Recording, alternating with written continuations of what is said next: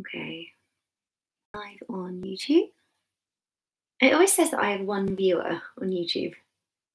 I never know who it is. It might be me. Don't know. I don't know. Just wait for everybody to join in. So for those of you already watching, I'm talking to my husband, who has come home from a day of work and has now got to put some headphones on so that he doesn't have to listen to me talking about school readiness for the next half an hour or so. Hello! Hello! Oh, it's so lovely. My goodness, there's lots of you today. So I'll just let some more people join. So big hellos to all of you already who are already here. And I'll start in the next 30 seconds or so. Hello! Oh, it's so lovely to see so many of you, and also terrifying. Right, I've got my questions, I've got my notes, so hopefully that should be enough. I've also got my blanket because I'm freezing. Absolutely can't warm up this evening. That horrible chilly feeling. Right then, so there's lots of you watching, so I think that's a really good time to start. Now, I'm going to start by answering some of the questions that we've already had from my stories and my posts on Instagram. But if you have any questions throughout the live, then pop them in the comments and I'll try my best to answer them as best I can. If I run out of time, then I'll just carry the questions on over to next week's live Q&A, which will be at the same time, Tuesday at 8 o'clock. So let's get started. So the first question that I received was, what should a 4-year-old be able to know or write by the time they start school?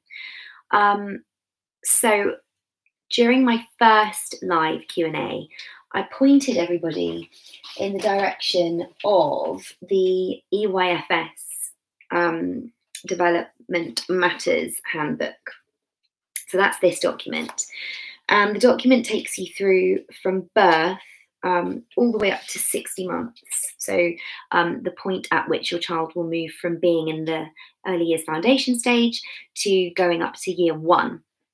So the EYFS goes literally from the moment they're born to them starting year 1, all the way through reception. So that's broken down into 6 learning areas. The first and most important being communication and language, then there's physical development, personal, social, emotional development. So those are the prime learning areas.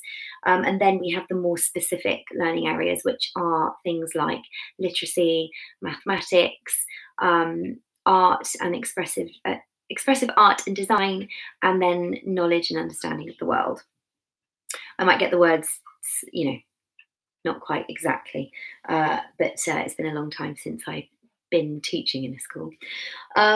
So basically, I think if you were to look at that document and just have a look at where your child should be now, where they should be sort of going into year R, and then where they should be by the end of year R, I think that you'd all be really, really pleasantly surprised at how far developed they already are. And it's a really lovely document because each developmental milestone is spread over months and big chunks of time as well. So it's one of those things that every child they're like popcorn, they all kind of pop off at different times. So it's a really lovely document, and I really do think that lots of you would be quite surprised to find that actually going into year R, especially academically, that's not what they focus on. So I then just had a look at kind of clarifying the main school readiness things that we look for children when they go into reception. The biggest and most important things that will help your child move through that first and most important part of school. And I do think that you'll be shocked at kind of how few there are, and how simple they seem, but actually how important they are. So the first is to be able to sit still and listen. That's really, really vague, and I want to clarify, we're not expecting children when they come into year R to sit down for a half an hour input. That's absolutely unfair to expect. So if your child finds it difficult to focus for more than 6 minutes, that's fine. So what we say in school is actually that children, we'd like them to be able to focus for their age plus half. So if you have a 3-year-old, or let's even that up to a nice round number, if you have a 4-year-old, your child should really only be expected to sit still for 6 minutes. Now that might mean that they sit still for 6 minutes and then they get up and they do something active to kind of break them out of that being sat down, and then they sit down again to do another input. That's why when we do phonics in school, a phonics lesson should really only go on for tops 20 minutes and be interjected with lots and lots of moving around, lots of getting up, lots of action to break up that time that they're being expected to sit still and listen for. So realistically, that's what we're looking at. So when your child goes into reception, you know, you're looking at 6 to 7 minutes to expect them to sit down and focus. Any more than that, you know, there are children that can sit down for much longer than that and focus, and there are also children that can't manage that just yet. And that's what year R is for. So, you know, we want them to go in and be able to sit still and focus, but we're not expecting that for a long, long time. They develop that as they go.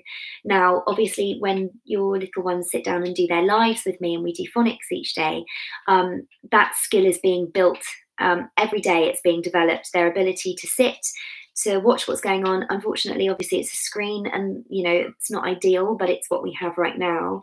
But I try and make sure it's as interactive as possible. But that's something that will develop that skill for school readiness. The next one is to understand the word no. And that sound, again, it seems really simple, but it's just about understanding what no means, that no means no, and the boundaries that that then means for them as they go into their classroom. They know that there are things that they're allowed to do, things that they're not allowed to do, and just knowing that no means no. And obviously that's something that they learn with you, and that's reinforced lots and lots at home. Following on from that, understanding what the word stop means and reacting to it, and also understanding the connotations then that actually children can be being asked to stop because there's something dangerous, or that something dangerous might happen if they don't stop. So understanding no and understanding stop. And I'm going to go through ways of helping to teach those boundaries in a moment, because we've had another question about negative behaviour.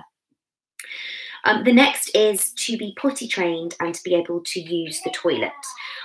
So that is literally just being able to go to the toilet, to be able to sit on a toilet somewhat independently. Obviously, it's ideal for a teacher if everyone in the class is completely potty trained and independent, but we also know that there are some children that won't be. So it's kind of emerging. So making sure that, you know, they're happy to go to the toilet. They know what they're doing. They know when to go. They know how to get up onto the toilet, to wipe themselves, to wash their hands. Obviously, we support them as much as we can, but it's important, obviously, that that's there, because as they go into year R, more independence is expected of them, obviously, because there's lots more of them than there are the teacher, and the teacher can't really leave the classroom to go and deal with toileting and things. But usually in a year R classroom, there is a toilet very close to the room, hopefully in an ideal situation. So being potty trained is important. Recognizing their own name. So I'm not saying that they have to be able to write their own name, but to be able to recognize it. We spoke about the way that when children go into school, if they can recognize their own name, they'll be able to see their name in their classroom, and that will help with that sense of belonging. So knowing that there's a little space for them to put their belongings, that their hook, they might have a tray where they can put their work, drawings that they've made, being able to see their name on a piece of work that's gone up on the wall. All of these things really, really help to promote a child's self-esteem, their sense of belonging, their sense of self-worth and safety. So again, I'm not saying that your child needs to be able to write their name as soon as they go in. Brilliant, marvelous if they can. I couldn't. Danielle is a tricky one to try and spell phonetically, and there are lots of names that are a bit tricky. But being able to recognise it is the biggest thing. It's almost a little bit like when you're learning a new language, and it's easier to say it and read it than it is to then try and write it, and it's just the same. So they'll learn their name, they'll learn to recognise it much more quickly. I would say to help with that, just making sure that their name is on lots of stuff around the house. Put their name in all of their clothes if you can. I love those labels that you can iron in where the name's printed so that it doesn't kind of stain into the label. You know, when you draw it in and it kind of bleeds into everything. So the stick-on labels are wonderful. If they've got, you know, special bowls that they have for dinner time, putting their name on those, just putting their name on everything that you can. Photo frames are really great. You can put their name on their picture and just stuff like that, really. If you do have coat pegs, I know it sounds strange, but obviously we're in strange times, and it's only temporary. So even if you put their name on a piece of paper and just blue tack it to things, it will help them to recognise it as much as possible. To speak to an adult and ask for their needs. So obviously they're going to be able to do that with you. You know, they're asking for snacks again and again and again. So that's a biggie, actually, is being able to identify when they need something. So being able to identify, I need the toilet, I'm hungry, I'm cold, this person's done something that's made me feel upset. Being able to identify that, and then what they also need, and not then being too frightened to go and find that their adult and tell them. The biggest thing with that is obviously they're not going to have had that lovely settling in period where they move up to school. So obviously that's something that we expect when they've been at nursery or there's been a transitional period, and they won't have had that. So again, although these are the usual school readiness things that we look for, teachers are also going to expect some of them not to be there because they haven't had the chance to learn those things. The biggest thing that I would say is building up a relationship with your teacher as quickly as you can, and hopefully over the summer your child's teachers will be in touch. At the very least, hopefully you'll have a photograph of them, and if they haven't sent one, you should be able to find one on the school's website. Usually there's a staff board that will have a photograph of what your teacher looks like. But building up that familiarity is really, really important, because they're suddenly not scary. You know, I'm imagining that if I was your child's teacher and they've built up from, you know, months of watching me do phonics, that if they then suddenly saw me in a classroom situation, they'd feel okay talking to me. So there are obviously ways of building up that trust, and it really very much depends on your school. So if the school is happy to do little video chats with the teacher, or even, you know, ask for them. If you do have a contact with the school, and just say, look, would it be possible to do like a little Zoom? Could you send us a video maybe of you talking, just to aid that familiarity? But look, you know, lots of chat about your child's teacher and what they're like, and just normalizing that image of them, and hopefully it tends to lessen that anxiety the more familiar that person is, or people, because sometimes there are teaching assistants and things like that as well, other people in the room. Being able to take off their coat and put on their own shoes. So it seems really small, but it's huge. And they might have been doing that for a long time, or they might still need help. Get your child's shoes that they can actually put on. You know, Velcro isn't always fun or pretty, but it's great for them because it gives them that sense of independence. Or shoes with elastic laces where they just slide them on. But you know, there's not going to be somebody there that can do all of those things for them. Again, there's usually 20 to 30 children in a class, and there's one teacher. So it helps massively, and it really helps your child with their sense of confidence if they can do things for themselves, like put their own coat on, put their own cardigan on, put their own shoes on, and things like that. And that's stuff that we can practice at home. One thing that we teach children to do when they're trying to put on their own coats and cardigans is, if you take the coat and put it so that it's upside down, so that they're kind of facing it, you then slide the arms into the sleeve and flip it back, so they don't have to worry about putting one in arm in first, the other arm in first. So if you imagine that your child is holding their coat and the coat's facing them, they're just going to turn it upside down and put it in front of them, slide those arms in, and literally Batman that coat on, and they think it's absolutely brilliant. So it's magic tricks like that. I'll do a video of that if you've not seen it before, but it's the way that we get 2-year-olds to put their own coats on. And then also when you're choosing your little one's coat or jacket for September, test the zip and just test that it's, usually if it's a big chunky zip, they find it much easier to do up.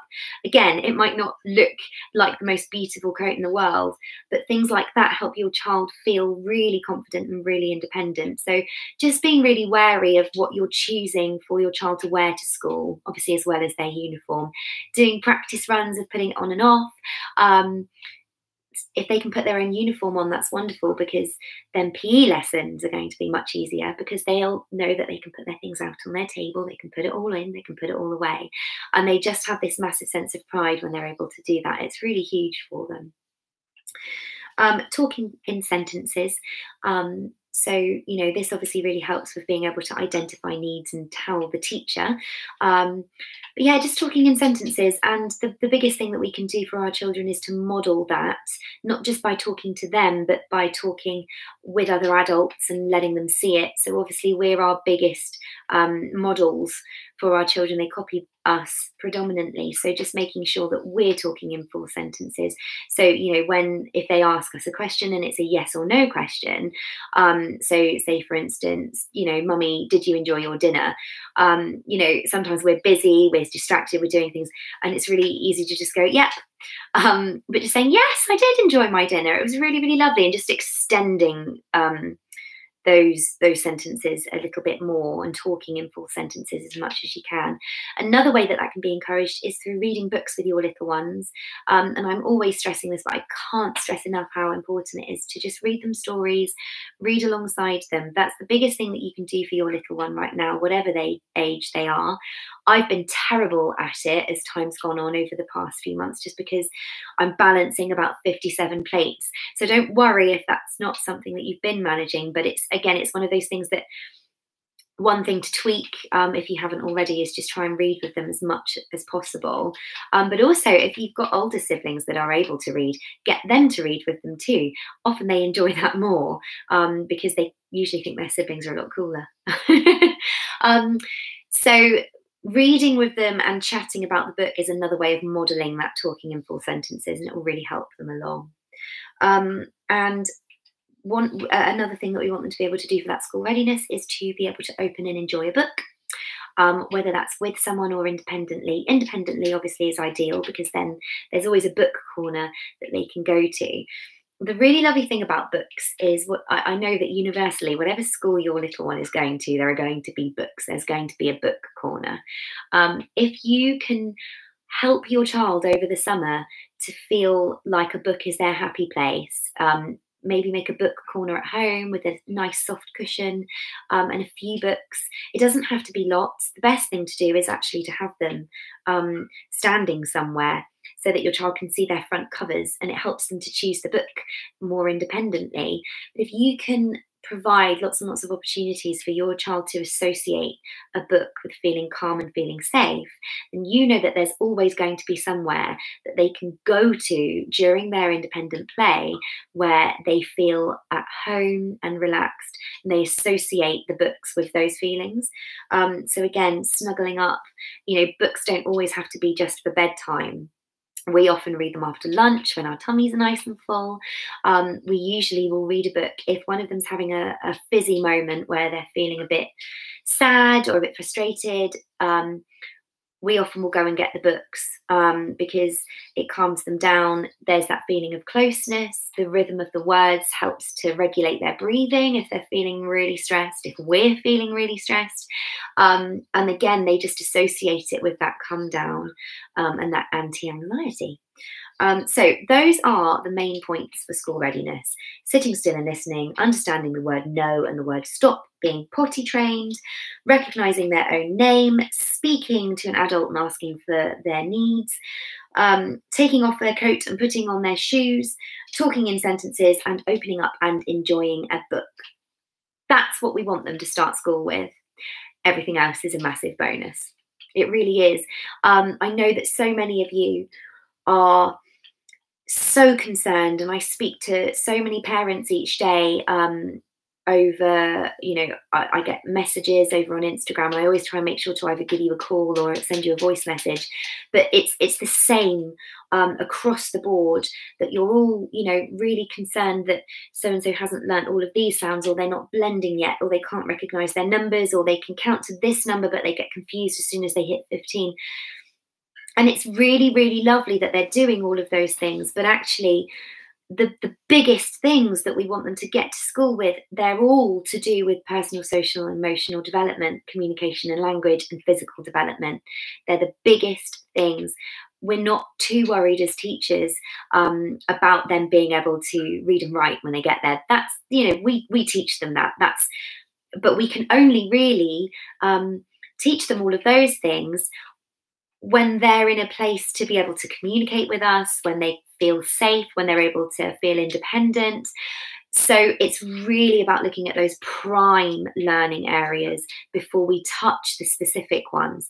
So, you know, it's really, really lovely if your little one is able to notice their sounds and blend, and all of that stuff is great, great, great, great, absolutely brilliant. But if they come to school and they're really super nervous and they feel like they can't talk to the teacher, or they're finding it difficult to do things for themselves, and they're actually just completely wobbly and really, really thrown because as a learner they're not ready, they're going to go a huge step back, and it won't matter if they know all of their sounds, because they're not, it's going to be too much and they're going to feel too overwhelmed. So the summer really is about building all of those prime learning areas, and they do that naturally with you. It's just paying that bit more attention to, you know, reading with them lots, giving them lots of that emotional support, playing alongside them, and those are the biggest things that you can do, really. Play alongside them and read with them. If you were to not do any homeschooling over the summer except for playing alongside your children and reading along with them with little tweaks to the way that you do it, that would be enough. It absolutely would. Now, obviously, lots of your little ones watch my lives each day, and that's great for a number of reasons, because obviously it's becoming a little bit more like what they can expect to find when they do go to school. So we go through the days of the week, we have a routine where we say hello to everybody, we're doing our phonics, we sing together, they're learning to sit and to focus, they're learning that, you know, although there's another new adult, and that adult isn't someone they've known since, you know, forever, that they're safe and that it's okay, and that we're kind of learning together. So they're getting some of those kind of school routines by joining me with my live, but by no means do they need to do the phonics if they haven't started reception yet. So you could even wait and join me at 11:15 rather than 11, and that would be absolutely fine. They're still getting lots of that academic kind of school readiness stuff just by joining in with the songs, with the arts and crafts, with the stories, and with the general chat. So that's absolutely fine for them. The phonics, as I've always said, specifically for children who are missing out on their year R learning. So children who were maybe only 5 months in and then suddenly had to leave and are now bracing themselves to go up to year 1. So predominantly that's what that phonics learning is for. Obviously, if your child is really enjoying learning the phonics, that's absolutely fine, but it's not something that they have to do for their school readiness, and I cannot stress that enough. Those things are for reception age children, year 1 age children, who just need to keep kind of consolidating and building on that learning before they then zoom up to year 1. And I hope that's nice and clear, and that you're not kind of feeling that pressure of, oh my goodness, they don't know this sound and they don't know that sound and they're getting these ones mixed up. It's just building up that awareness of sounds, the awareness of number, having it being fun, having it being about playing, about singing songs and bringing it into the play. But it's 100% that's for, I like that you're saying it too, 100%, but it's for those learners. And Everything else that I do is for the younger ones. So all the singing, the way that I talk, the communication, the way that we're kind of invited into conversation together. I love the parents who watch alongside and chat along it. That's really, really brilliant. Equally though, do grab a cup of tea and use it as a break. However you use my sessions, my main priority is that they're being helpful. So it's fine if you want to really grab hold of that learning and talk through it all, but it's equally fine if you're using that to answer emails and have a cup of tea. Please go and do that, because I originally started doing this for your mental health. So my goodness, I've waffled on, but I think I've probably answered a few kind of questions in amongst doing that. So I'm going to then go in straight into tips for managing negative behaviour. So obviously, I don't know about you guys, but we've reached a point, and I don't know if it's almost like we went past what would be a normal summer holidays chunk. And at that point, I felt like things started to kind of break down in my house. And I don't know if it was them so much as me just reaching a point of just massive physical exhaustion, hormones going mad. And I think everyone just kind of reached a breaking point, and we're all still kind of there, because obviously the news that we got on Sunday has thrown everyone, and everyone's kind of at that state of anxiety again. So the biggest thing with behavior management is always consistency. When I first started doing my lives, I showed everyone the golden rules, but obviously since then, lots more of you have joined and might not have seen that.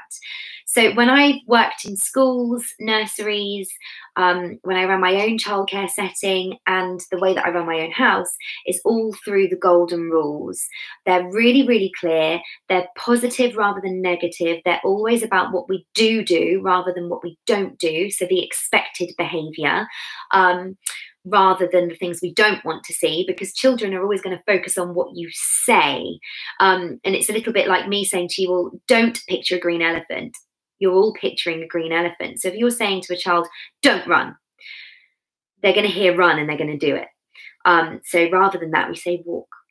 When we're inside, we walk. So the golden rules, there are 6 of them.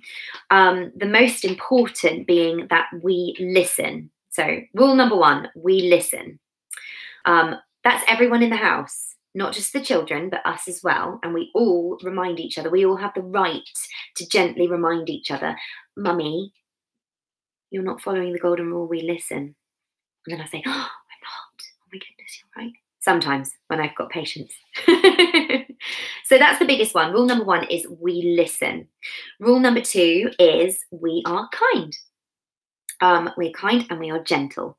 So if so-and-so is pulling hair or hitting or smacking, then we say, are you following the golden rule? We are kind. Or what golden rule are we breaking at the moment? We're breaking the golden rule. We are kind and gentle. Rule number 3 is we are safe.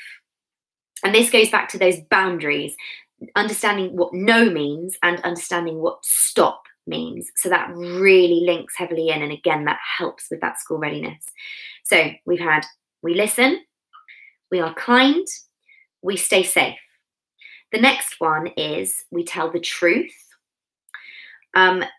followed by we look after things. So in school, we actually say we look after property. But I think that I kind of, my littlest is 3, and I can tell her what property is until the cows come home, but it doesn't make sense to her. So we've changed that language into we look after things. Because that is about looking after physical things and taking care of our bedrooms and taking care of the things that we use each day and putting toys away and not drawing on the walls and things like that. So we've had, we listen, we are kind, we are safe, we tell the truth, we look after things, and we try our best. And that's it. Those are the golden rules.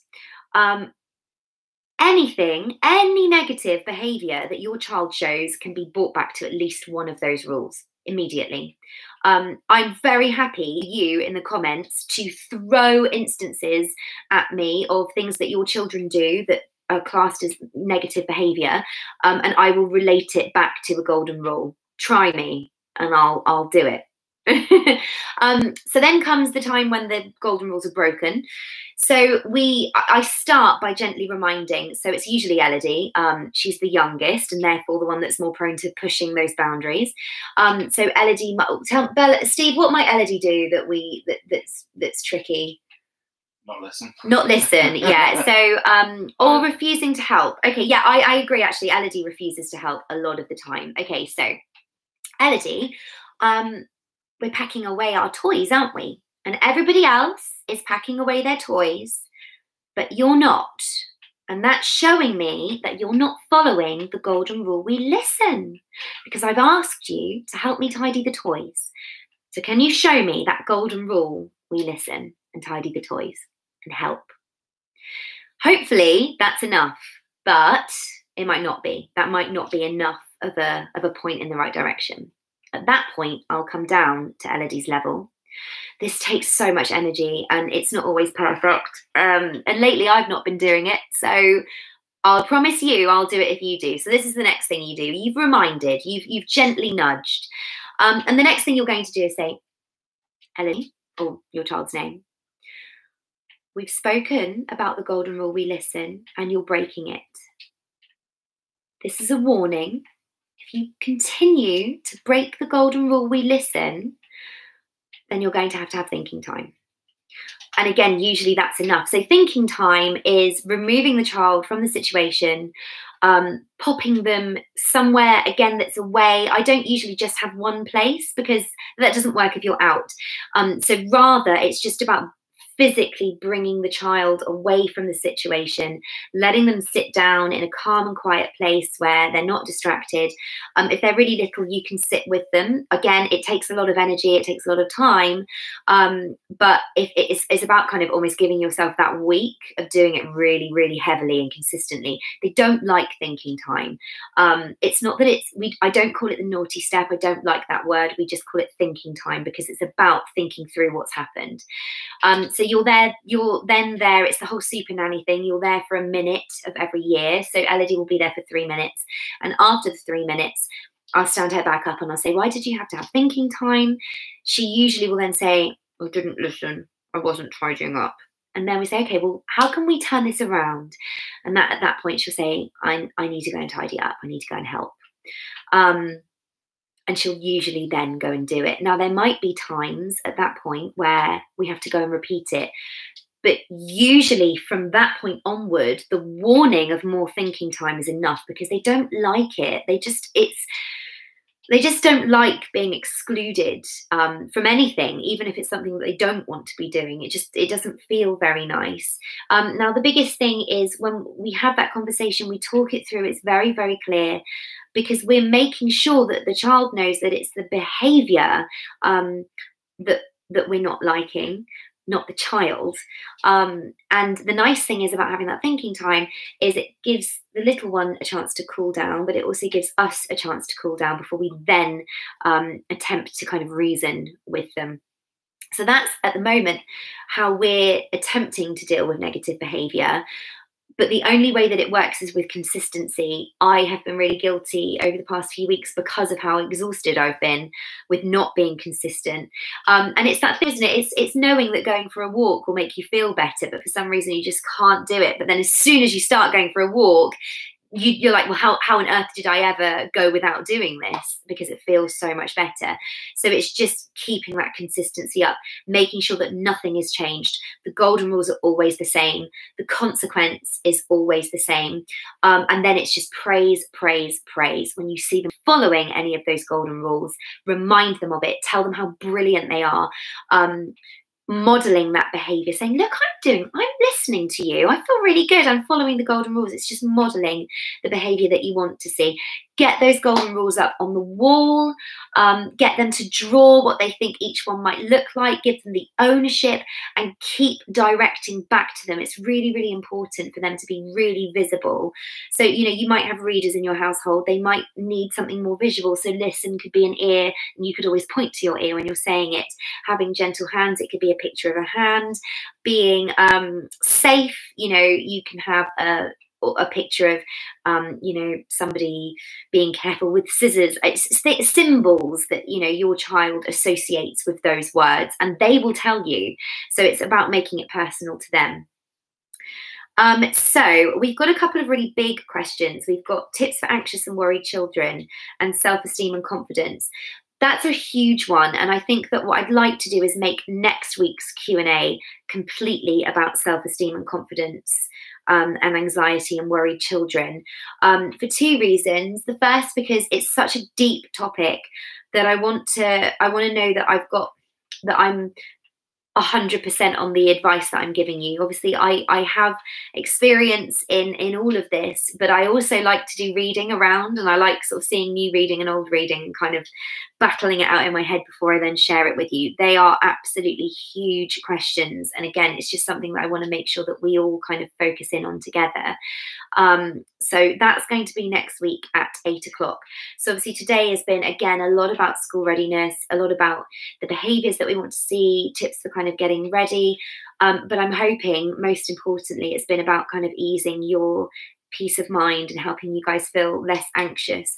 There are a couple of things I wanted to share with you very, very quickly.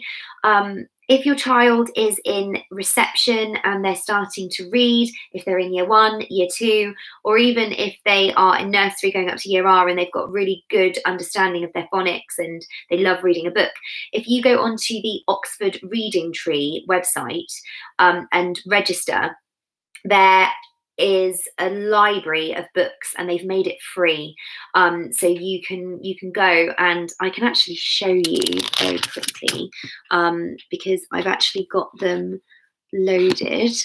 So this is what it looks like once you're logged in. Let me turn you around.